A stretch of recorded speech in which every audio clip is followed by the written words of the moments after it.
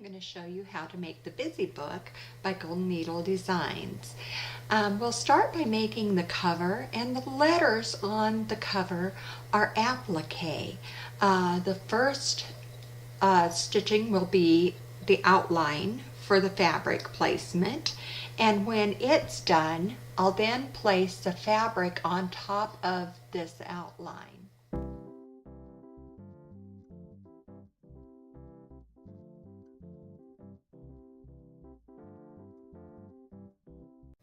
Then I continue sewing the next color. After the tack down sewn, I'll cut away the excess fabric from the outer edge, and then I'll sew the last color of this letter. Each of the letters in the word busy are appliques and done this way. You may notice that it looks like I just laid the felt on top of the hoop with the stabilizer, but actually it's a self-adhesive stabilizer that I'm using, and it works just wonderful for these felt projects. That way you don't waste a lot of felt, and it really holds it secure while you're sewing.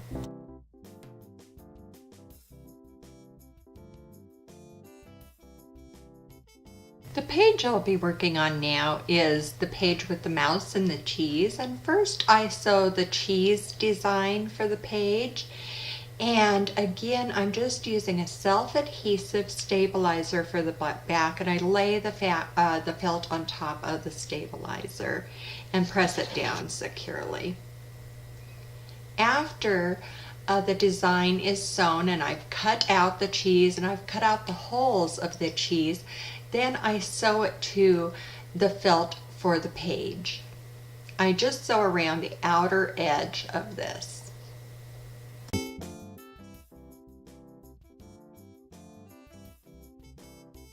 To sew the mouse design for this page, I've already sewn the first two colors of the design, and now I'm going to place another piece of felt directly under the embroidered piece I just did to sew the last stitching, the last color of the design, and that it makes a seam.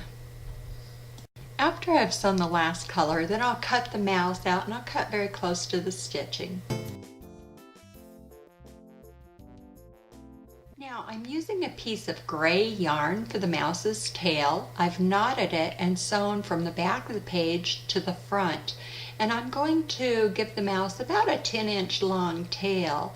The mouse has an opening so that I can sew from the back to the inside and knot the piece of yarn and then cut it.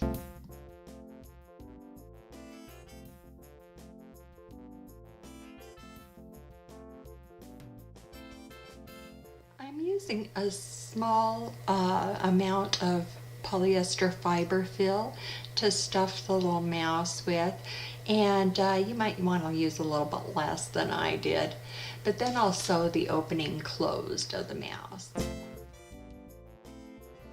I've sewn the design for the second page, which is the car puzzle, and now I'm sewing the black pocket on the bottom to hold the puzzle pieces for the page. To make the car puzzle pieces, I sewed them on blue felt and cut them out. And I want to put a backing on mine so that the stitching doesn't show. So I'm going to glue the pieces to the black felt and then cut them out again.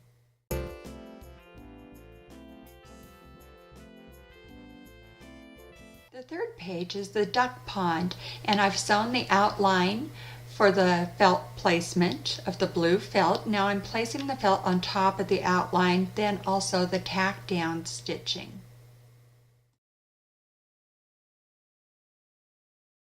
After the tack down stitching is sewn, I'm going to cut away the excess blue felt from around the outside of the stitching. The next color sewn will be the outline stitching for the rocks around the pond. When it's sewn, then I'll lay gray felt over the top of the stitching. The next color is the tack down for the gray felt. After it's sewn, I'm going to cut away the excess from around the outside of the stitching. I'll also cut away the excess felt from around the inside of the rocks so that the blue pond can show through. After that, finish sewing the rest of the colors. The fourth page is the eggs for the little ducks to sit in, and I've sewn the design and I've cut away the excess felt, leaving about 1/2 inch at the top. I've cut out the template and I'm going to trace along the top edge. Then I'll cut away the excess felt.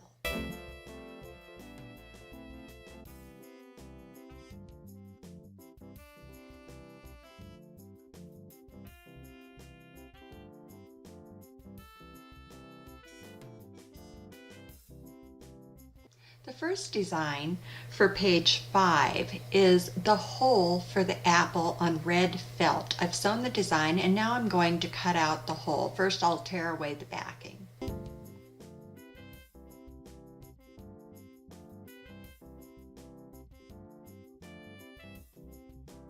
second part of page 5 is the page itself, and part of it is an applique where we're going to use the felt that we made with the hole in it for the apple.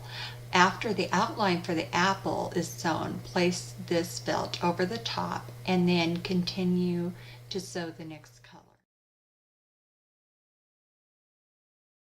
After the tack down stitching is sewn, cut away the excess felt from around the outside of the stitching. Now sew the last color of the design.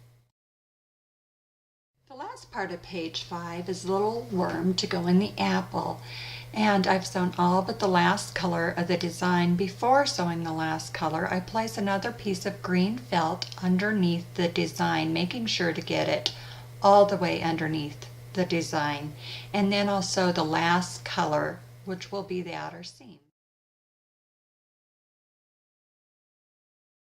When it's finished sewing, I remove it from the hoop and tear away the stabilizer. Then I'll cut the design out. There's a small opening for stuffing the worm.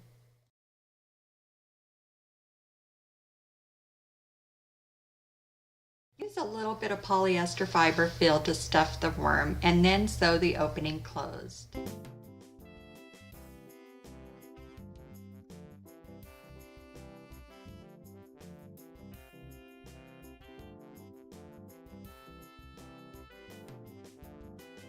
For page 6, we're making a barn with some little finger puppet animals. I've sewn the design and now I'm going to cut it out, cutting very close to the stitching. Now I'm cutting slits above each little barn door so that the animals can fit in them, and we'll use them as pockets.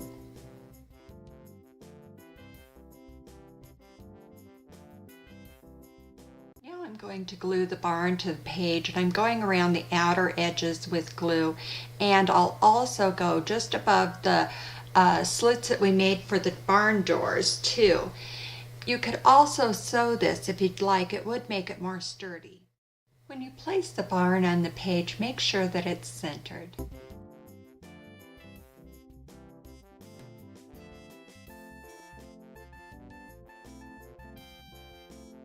To make the barn animals, I've hooped a piece of felt with tearaway stabilizer, and I've sewn all but the last color of the design. Now before sewing the last color, I'm going to place another piece of felt underneath the hoop. After the design's sewn, remove it from the hoop, tear away the stabilizer, and cut out the design.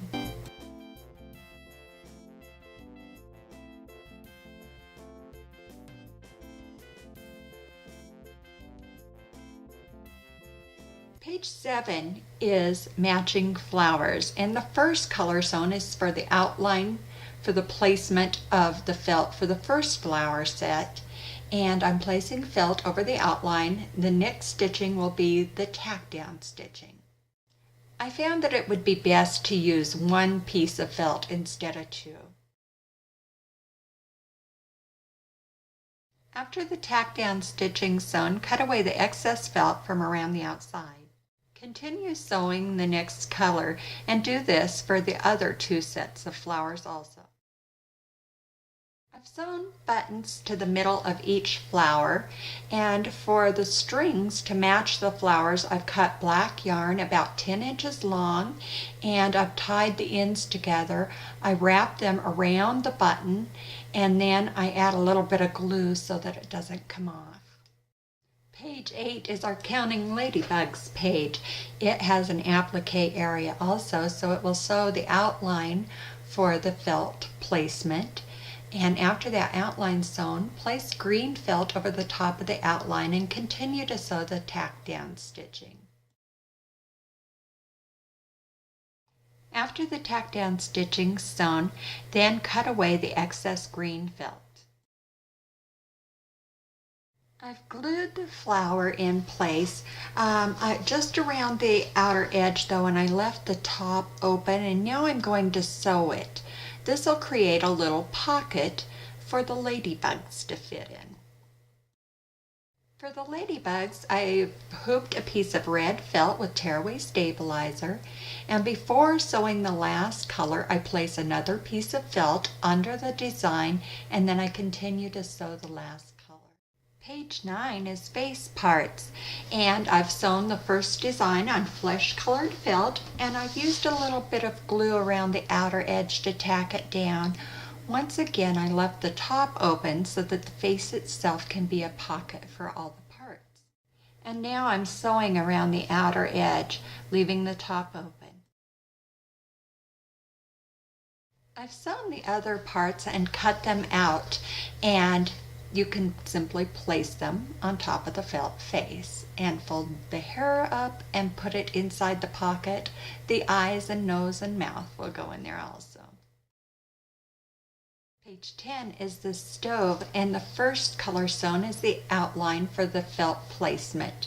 After it's sewn, place light gray felt over the top of the outline and continue sewing the tack down stitch. You could actually use whatever color.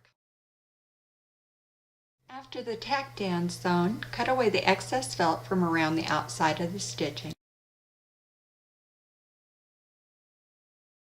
Another part of the design is applique also, and that is the burners for the stove. After the outline for the burners has been sewn, then place a piece of black felt over the top and continue sewing the tack down stitch. After the tack down stitch is sewn, then cut away the excess black felt from around the outside of the burners.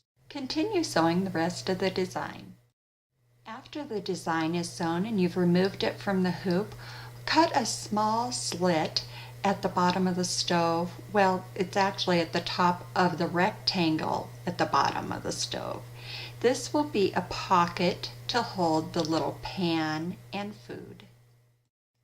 I've sewn the pan and I've cut it out, and now I'm going to glue another piece of felt to the back and cut it out again.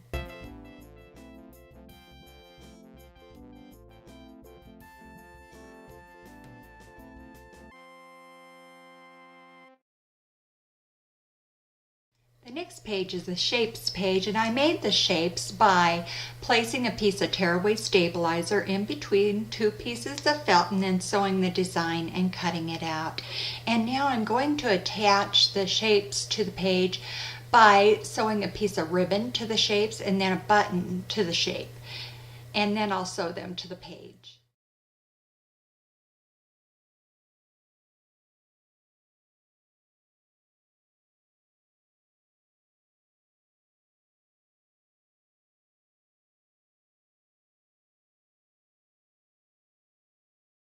I've sewn the shapes design onto the page, and now I'm going to sew the ends of the ribbons onto the page too, along with the button, and I'm going to leave about 4 inches of ribbon. I'll cut them all the same length, and then I'll sew it to the page.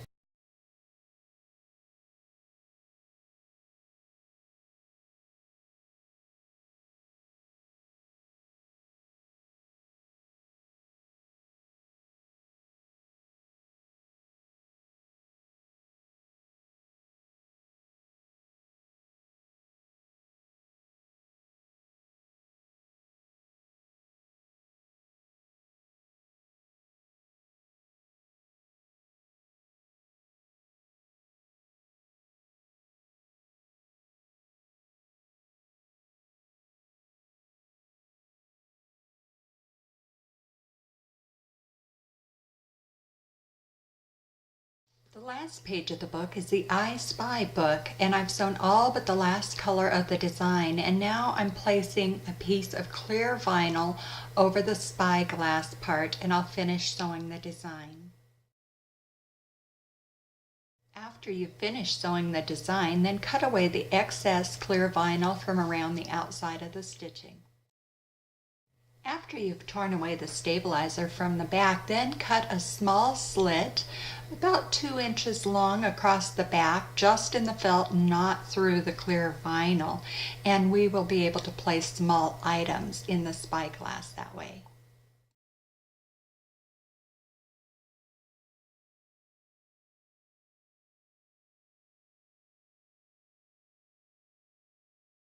Fill the spyglass with some beads or small trinkets, and then sew the opening on the back closed.